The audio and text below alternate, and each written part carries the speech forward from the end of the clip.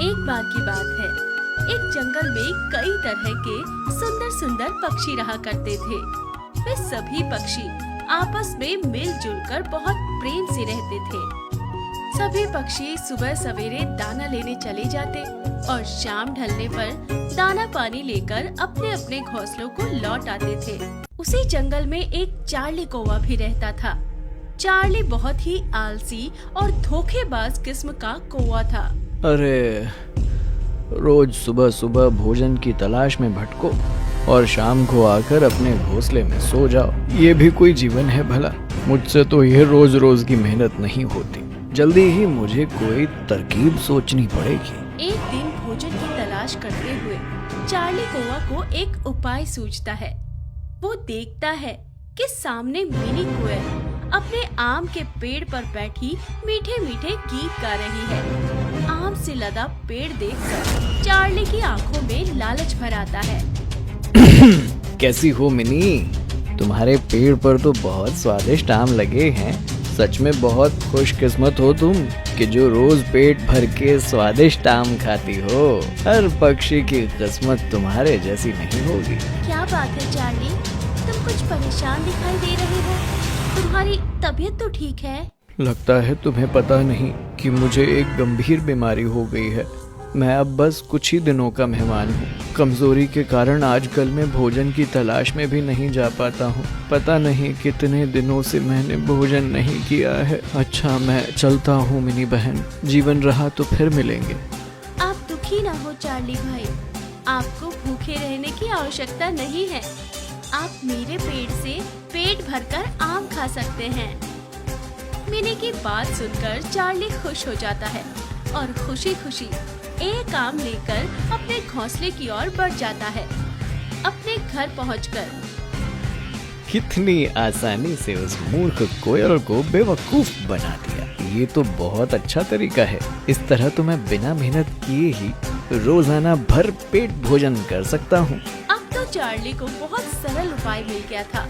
वो बिना मेहनत किए ही रोज रोज मिनी के पास जाता और बीमारी का बहाना बनाकर मुफ्त में आम खाता। कई दिन बीतने के बाद कोयल को चार्ली पर शक हो जाता है कि चार्ली कौवा तो कह रहा था कि कुछ ही दिनों का मेहमान है, किंतु ये तो महीनों से रोज आकर एक आम ले जाता है। लगता है इसने मुझसे झूठ कहा था।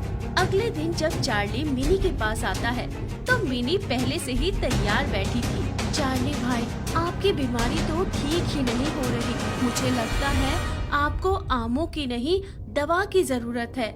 चलिए, आज मैं आपको वैद्य जी के पास ले चलती हूँ। मिनी की बात सुनकर चार्ली चिढ़ जाता है। लगता है इस बार ये नाटक काम नहीं कर रहा है। अब तो यहाँ से निकलना ही बेहतर है। उसकी कोई जरूरत नहीं है मिनी बहन। अब मेरी तबीयत ठीक है। मैं कल से अपने भोजन की व्यवस्था खुद कर लूँगा। इतना कहकर चार्ली वहाँ से उड़ जाता है, किंतु अब तो चार्ली को मुफ्त का भोजन उड़ाने की आदत पड़ गई थी। अब वो हर समय बस बिना मेहनत किए अपने लिए भोजन का जुगाड़ करने की फिराक में रहता था और कभी छीन कर तो कभी चुरा कर भोजन करके ही अपना जीवन बिता रहा था। एक दिन चार्ली शहर की रसोई में स्वादिष्ट भोजन पकते हुए देखता है। अरे वाह, इतना सारा स्वादिष्ट भोजन! यदि इसमें से थोड़ा सा भोजन मुझे मिल जाए तो मेरा दिन ही बन जाए। ऐसा सोचकर चार्ली कौवा रसोई के पास जाकर काव काव करने लगता है। अरे, लगता है बेचारा कौवा बहुत भूखा है। मैं इसे एक रोटी दे देता हूँ। रसोइया कौवा के लिए एक गर्मा गर्म रोटी खिड़की के बाहर रख देता है, किंतु लालची चार्ली अभी भी भोजन को लगातार घूरे जा रहा था। अरे, इतना सारा स्वादिष्ट भोजन देखने के बाद रोटी कौन खाएगा? मुझे तो गर्म गर्म मांस की महक आ रही है और मुंह में पानी भर रहा है। रोटी देने के बाद भी चार्ली की काव काव से रसोइया परेशान हो जाता है और एक डंडा लेकर चार्ली की ओर दौड़ता है। चार्ली बेचारा किसी तरह अपनी रोटी संभालता जान बचाकर वहाँ से भाग जाता है।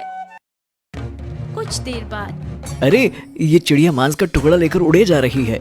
लगता है आज के मांस का इंतजाम हो गया है। आज तो मांस मैं खाकर ही रहूंगा। ऐसा सोचकर वो चिड़िया को आवाज लगाता है। अरे चिड़िया, अरे छोटी चिड़िया, कहाँ उड़े जा रही हो? इतना बड़ा मांस का टुकड़ा तुम अकेले कैसे खा पाओगी? तुम इतनी चिंता क्यों कर रहे हो? मैं चाहे जैसे भी खाऊं, तुम अपनी चिंता करो। अरे तुम इतनी छोटी हो, जरूर कोई बड़ा पक्षी तुमसे ये मांस का टुकड़ा छीन लेगा, इसलिए मुझे तुम्हारी फिक्र हो रही है। आओ तुम अब यहाँ मेरे पास बैठकर ये मांस खा लो, मेरे पास तो अपना भोजन है। मैं तो बस तुम्हारे भले के लिए कह रहा था। चार्ली अपनी चिकनी चुपड़ी बातों में छोटी चिड़िया को फंसाने का बहुत प्रयास करता है, किंतु छोटी चिड़िया बहुत चालाक थी। वो चार्ली की बातों में नहीं आती है और वहाँ से दूर उठ जाती है। चार्ली कौवा मांस खाने के लालच में इतना व्याकुल हो जाता है कि वो अपनी चोंच में रखी रोटी को भी भूल जाता है। अभी मैं इस रोटी को यहीं छोड़ देता हूँ। पहले इस चिड़िया से ये मांस का टुकड़ा छीन लेता हूँ, उसके बाद ही आज पेट भरकर भोजन करूँगा। इतना सोचकर वो गुस्से में छोटी चिड़िया के पीछे भागता है। अरे ये दुष्ट कौवा तो मेरे पीछे ही पड़ गया है। जरूर ये धोखे से मेरा भोजन हथियाना चाहता है, लेकिन मैंने भी कोई कच्ची गोलियां नहीं खेली है। छोटी चिड़िया तेजी से उड़कर घने वृक्षों के बीच से गुजरकर सुरक्षित स्थान पर पहुंच जाती है और दुष्ट लालची चार्ली कौवा उसे ढूंढता रह जाता है। कुछ देर बाद वो उदास हताश होकर वापस अपने पीपल के पेड़ पर पहुंचता है और अपनी रोटी तलाशने लगता है। क्या ढूंढ रहे हो चार्ली? कुछ खो गया है तो मैं तुम्हारी मदद कर दूं। एक तो तुम मेरी रोटी खा रहे हो, ऊपर से मेरा ही मजाक उड़ा रहे हो। मेरी रोटी वापस करो मुझे ये रोटी पेड़ पर रखी हुई मिली है। अब ये मेरा भोजन है और इसे मैं ही खाऊंगा। तुम्हारी भलाई इसी में है कि तुम ये रोटी भूलकर चुपचाप यहाँ से चले जाओ। सोमू बाज की बात सुनकर चार्ली को याद आता है कि उसने कई दिनों से कुछ नहीं खाया है। अगर आज उसे रोटी नहीं मिली तो वो शायद जीवित ही ना बचे। रोटी तो मैं खाकर ही रहूंगा, चाहे जो हो जाए। एक छोटे से कौवे के मुंह से ऐसी बात सुनकर बाज को क्रोध आ जाता है और वो रोटी छोड़कर चार्ली पर टूट पड़ता है।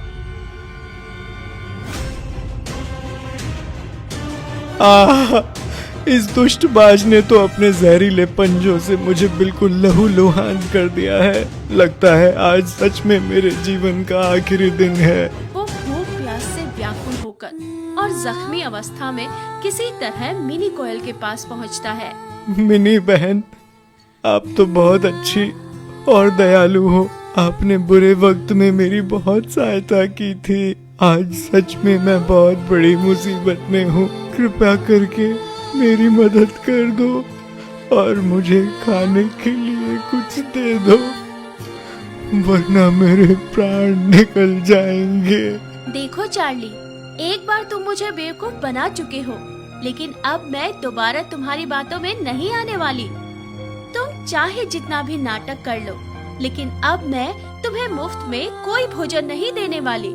तुम्हारे लिए अच्छा यही होगा कि तुम यहाँ से चुपचाप चले जाओ। नहीं नहीं मिनी बहन, मैं झूठ नहीं बोल रहा हूँ। मैं वादा करता हूँ कि मैं आज के बाद कभी भी झूठ नहीं बोलूँगा और आलस को हमेशा के लिए छोड़ दूंगा। लेकिन भगवान के लिए आखिरी बार मेरी मदद कर दो और मुझे खाने के लिए कुछ दे दो, नहीं तो आज सच में मेरे प्राण निकल जाएंगे। बड़े बेशर्म हो चार्ली, तुम्हें मैंने स्पष्ट शब्दों में मना कर दिया, उसके बाद भी यहाँ से जाने का नाम नहीं ले रहे हो। तुम मरो या जियो, मुझे उससे कोई मतलब नहीं। मैं यहाँ से जा रही हूँ। इतना कहकर मिनी कोयल वहाँ से चली जाती है और चार्ली कौवा भूखा प्यासा दर्द से छटपटाते हुए वहीं पर दम तोड़ देता है। अपने धोखेबाज और लालची स्वभाव के कारण चार्ली कौवे को जब वास्तव में मदद की आवश्यकता थी तो कोई भी उसकी मदद नहीं करता और इस तरह चार्ली की मौत हो जाती है। इस कहानी से हमें ये शिक्षा मिलती है कि लालच बहुत बुरी बला है।